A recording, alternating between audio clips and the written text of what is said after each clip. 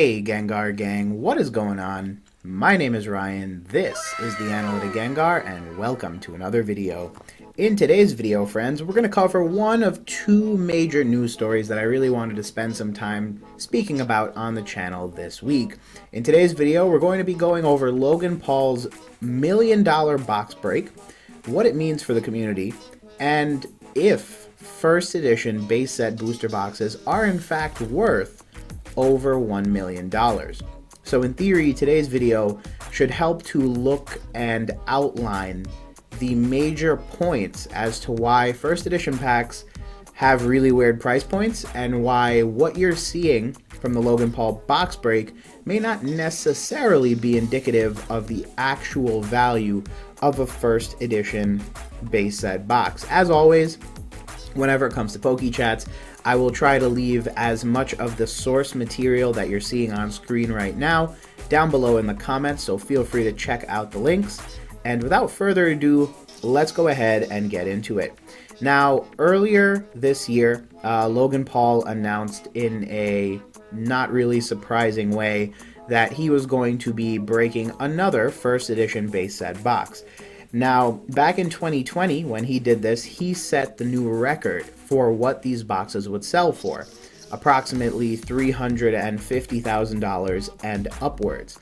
And then he listed these packs up for sale at what was effectively a starting price very close to what he sold those packs for back in the day. Now, the weird thing is that Logan's packs all sold for something north of $34,000, and the average sale price was about $40,000. So his box broke for a very staggering amount of money. And in this article from Ludkins, who I may admit has been pretty extensively covering Logan, they just kind of basically go through some of the major points that I just went through, right? The packs sold anywhere from 36 to 44. The average cost per pack was 40 grand. 24 packs were sold at auction. 12 were sold for cryptocurrency at the average price of the packs that sold at auction. So the entire value of the box break was $1.44 million. Now, the article goes ahead and outlines, some of the things that this channel has already covered pretty extensively. Logan bought 6 packs. He obviously is doing the break similar to his last one, where every pack also kind of has a shout out attached to it, which is pretty dope. And again, he has 20 million followers, so it's a great way for a channel to get some pretty decent exposure for effectively what is a paid commercial. And then in addition to that, one of the additional gimmicks is that any holographic card that grades a PSA 10 is also going to be labeled with a Logan Paul special collector's label for the PSA card. And in addition to the pack, you're also going to be getting a first edition quote-unquote Logan Paul trading card as a digital collectible, so effectively backed up via cryptocurrency. So there's a little bit more included with this particular box break that might be why some of the price increases are justified, but obviously there's a huge jump that we're seeing that's albeit a bit concerning. Now, the article then goes to kind of outline what happened in the past. So Logan purchased a box for $200,000 in October of 2020. He breaks the box at $11,111 each. The only difference is that this wasn't a auction, this was a buy it now. So you just bought a pack at $11,111, and that's it. He then set the price closer to $400,000, and then in January of this year, a first edition box sold for a world record $408,000. So secretly, that would have been the most expensive box to ever sell on the market. And what's funny is that that price is practically reflective of the cost of Logan Paul's box. So basically, you could have bought from Logan and got the shout out, and a couple months later prices have increased so that a private auction, for lesser words, is going for even more than the cost that it would have taken for you to get the additional publicity with Logan had you purchased one of his packs. Now, obviously this is breaking news for a variety of reasons, but the one thing that has really been solidified on the back end of this news breaking is people have no clue what first edition base set boxes are worth, and more importantly, they don't know what first edition packs are worth. Prior to this, you would see light packs selling for about 7,000, and heavy packs had a weird way of showing up on the market with a high asking price. Oftentimes $40,000 seemed to be a good number, but for some reason no one really knew why or how or what sort of previous sales justified this. And so it became a very awkward scenario where, again, people simply didn't know what the value of an individual pack was, and this ended up being a major driver for a lot of discussion in the community. Again, a lot of people are seeing these boxes and they're realizing that they can't afford the box, and then the next obvious step would maybe be purchasing a pack. But again, if packs are so fluid in how much they're worth, it's going to cause even more confusion. And that's really where we come to now. So I'll briefly show on screen posts that are basically confirming that $408,000 sale price for a box at Heritage Auction. Again, here's just another one of those articles that kind of outlines it. And then really the bulk of today's video is just basically taking place right here on screen right now for you to see. So effectively, all I really did here was some really simple math. But the idea behind this is that I really wanted to take some time to sort of walk us through what we're seeing right now. So let's go ahead and bump up the zoom here, and then let's take a peek. So obviously I did some super simple math. I did, the 36 packs times an average sales price of $40,000. That gives us a total of $1,440,000 US for the Logan Paul box break. Now, again, like I said, each Logan Paul pack theoretically comes with a shout out, comes with that digital cryptocurrency trading card, as well as the clout of getting to say that you purchased from Logan Paul. Theoretically, if your card is a holographic and pulls a PSA 10, you also get the additional distinction of your card being labeled as a Logan Paul box break holographic card. Whether or not you agree about whether or not that's an additional benefit or a negative is outside the scope of this video, but for what it's worth, that is the total price per pack. If you want to buy one of those packs, the entire experience will cost you $40,000 US, nice and round. Again, we have our total, and now we have the last sold, which again, we can confirm across multiple sources was a Heritage Auction which ran through Sunday, January 17th, and again, the box sold for $408,000 at auction. If you subtract the two, that means the difference is about $1,032,000. In theory, what this means is that this is the amount of money that was paid over and in excess of just purchasing at a regular auction. Another way of interpreting this number is this is potentially the amount of money that is associated purely because it's Logan Paul and not anybody else.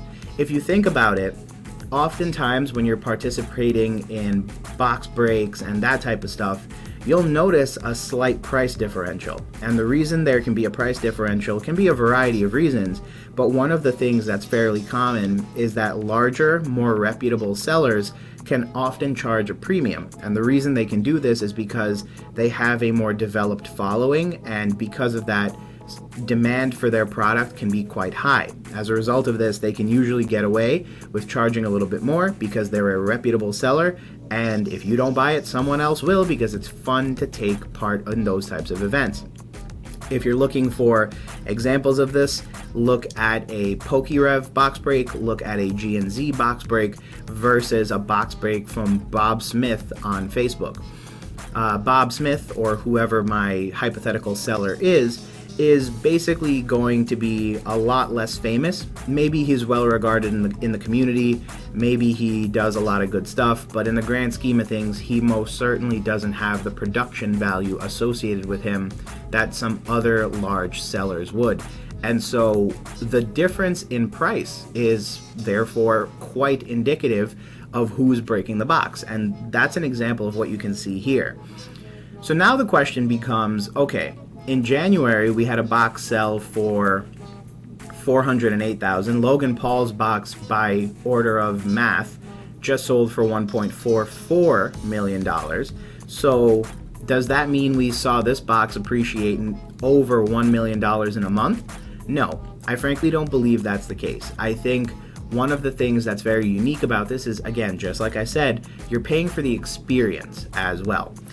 So let's quickly look at the booster pack price and the difference, right? So same concept. Here's Logan's pack. Again, we know it to be $40,000 according to the mathematical average that was taken at the time all auctions concluded. If we take the price per pack from the last sold, so $408,000 divided by 36 booster packs in a booster box, we get a total of $11,333.33. Now that is approximately $222 greater than Logan Paul's last box break.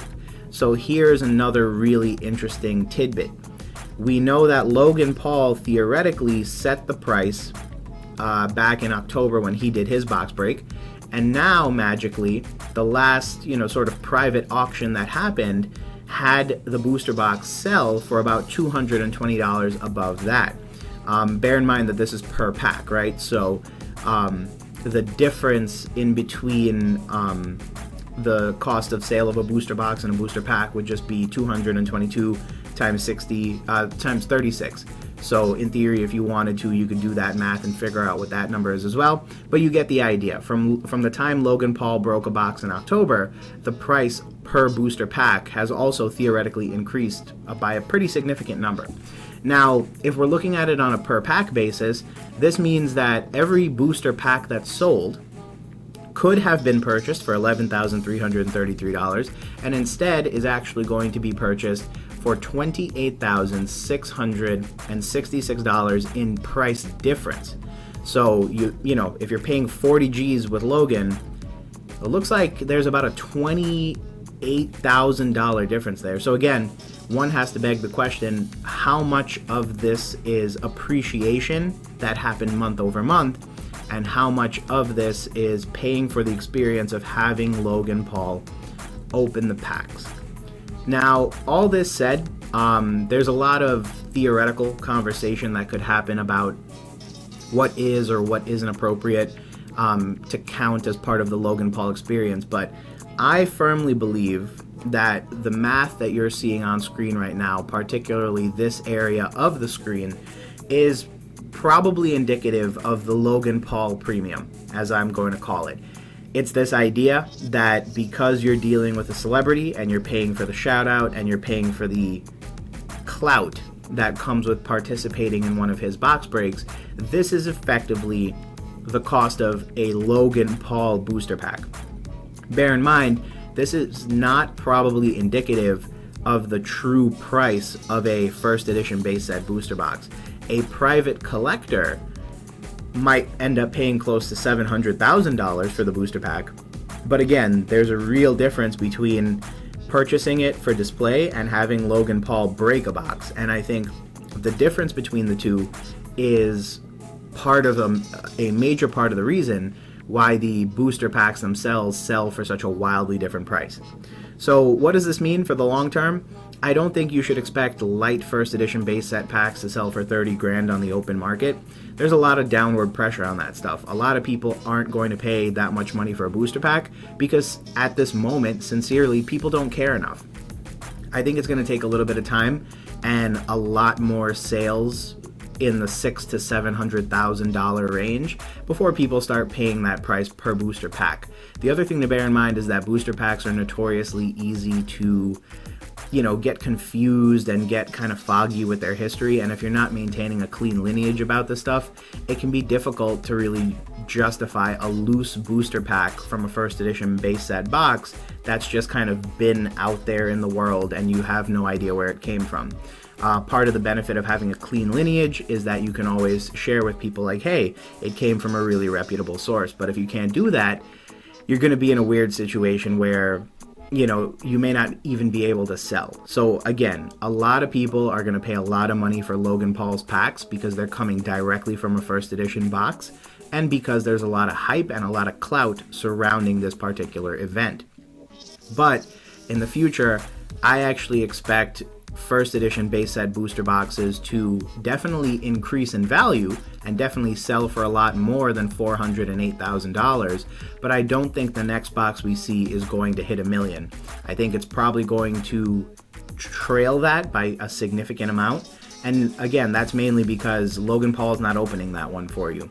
You're buying it at a private auction or a private sale or even a public auction, but the idea is that there's a certain amount of money that you pay in premium on a first edition box because Logan Paul's name is on that event. But with all that said, friends, I hope today's video finds you well. It is Tuesday, and of course, there's so much going on in the Pokemon community, it's crazy to think. Shining Fates is coming out this week, so I'm super excited. I don't know if I'll get product by Saturday. If I do, I'll certainly try my very best to get a video out. But other than that, I hope you enjoyed this video. In the meantime, on Thursday, we're going to be talking about the other big news in the community, and that is in relation to Pokemon reprinting stuff. So if you're excited for that, make sure to hit the bell notification and hit that subscribe button if you haven't already. As I always say, you could have been anywhere on the internet, but you chose to hang out a little bit with me, and that is much appreciated. Other than that, friends, I hope you guys are having an amazing day, and we'll talk soon. Peace.